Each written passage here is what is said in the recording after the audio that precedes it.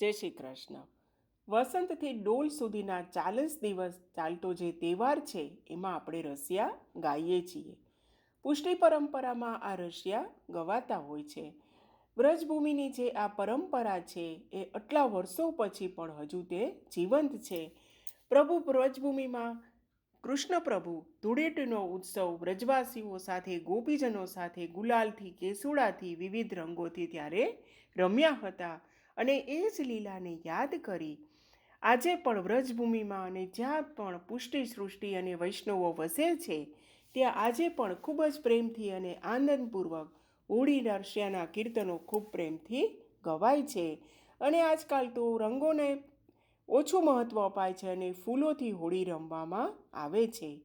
શ્રી મહાપ્રભુજી આપણને ચતુશ્લોકીમાં આજ્ઞા કરે છે કે સર્વદા સર્વભાવેન ભજનીયો વ્રજાતિપહ, કે પ્રભુ આપણા સ્વામી છે અને આપણે તેમના દાસ છીએ.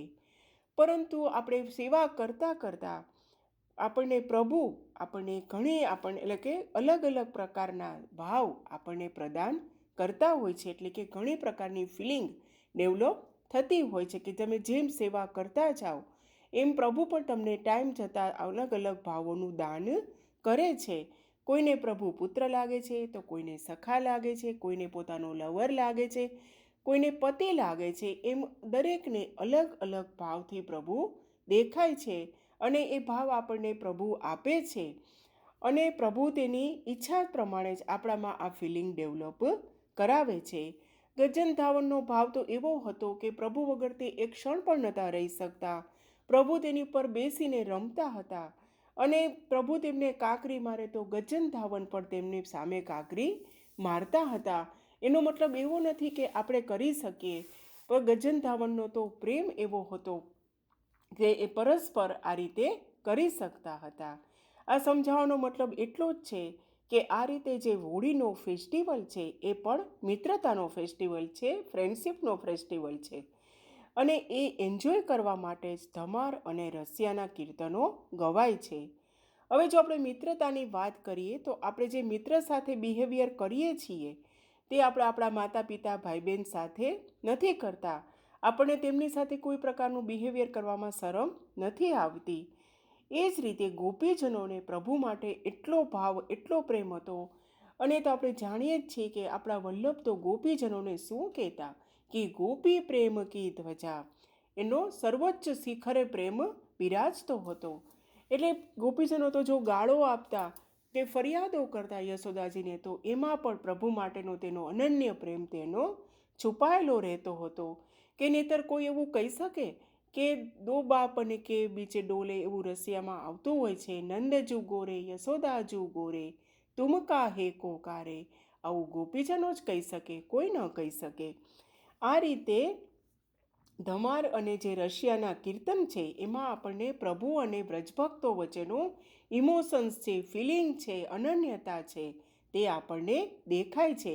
તો જ્યારે આપણે આ રશિયાના અને ધમારના કીર્તનો સાંભળીએ છીએ ત્યારે આપણને ખૂબ આનંદ થાય છે કે કેવો એ પ્રેમ હતો, કેવી અનન્યતા હતી. અને એ આપણે અને મહાપ્રભુજીએ આપણને એ ગાવાની અને એ કરવાની 40 દિવસ માટે છૂટ આપી છે. બાકી આપણો એવો કોઈ રાઈટ નથી કે આપણે પ્રભુને ગમે તે કહી શકીએ, કારણ કે તે અંતે તો પ્રભુ આપણા સ્વામી છે અને આપણે એમના દાસ છીએ. અને ગોપીજનોનું જીવન તો કેવું હતું, એમનું તો પ્રભુ માટે જ જીવન હતું, સર્વસ્વ હતા. તો અત્યારની ભાષામાં કહીએ તો એ બેસ્ટ એમના ફ્રેન્ડ હતા, સર્વસ્વ હતા. અને આપણે જે એ ઇમોશન છે, એમનું ફિલિંગ છે, આપણે એમને માણીએ છીએ. અને ખાतिर કરલે નહીં ગુજરિયા રસિયા ઠાડો તેરે દ્વાર.